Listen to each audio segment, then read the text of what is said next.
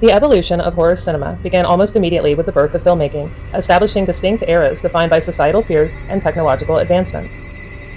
The progenitor of the genre was established in the silent era between 1896 and 1927 by Georges Méliès with his short Le Manoir du Diable, or The House of the Devil, in 1896.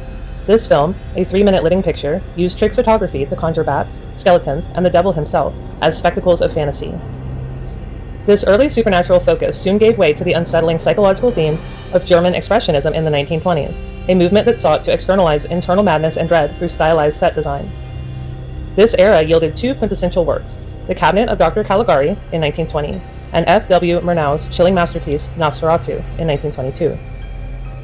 This aesthetic directly informed Hollywood's first major horror cycle, the Universal Monster era of the 1930s and 40s.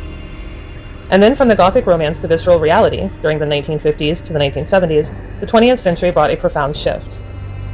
Films like Dracula and Frankenstein cemented the tragic romantic monster archetype and established the genre's first cinematic icons in Bela Lugosi and Boris Karloff.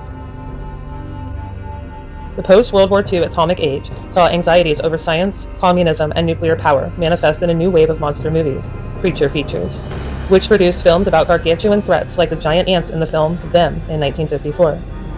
Simultaneously, British production company Hammer Film Productions revitalized the classic Gothic monster with vibrant technicolor, heightened sexuality, and explicit gore, in features like The Horror of Dracula.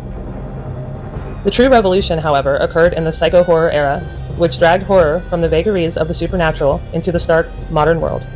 Alfred Hitchcock's Psycho, in 1960, shocked audiences by focusing on a human, psychologically disturbed killer, and George A. Romero's independent Night of the Living Dead, in 1968, brought explicit, visceral gore and social commentary to the screen.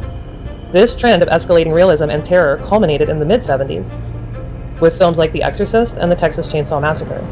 These features favored a cinema verite aesthetic, directly setting the stage for John Carpenter's Halloween in 1978, a film that synthesized the human killer with the relentless, unkillable nature of a monster that launched the dominant slasher subgenre we know today.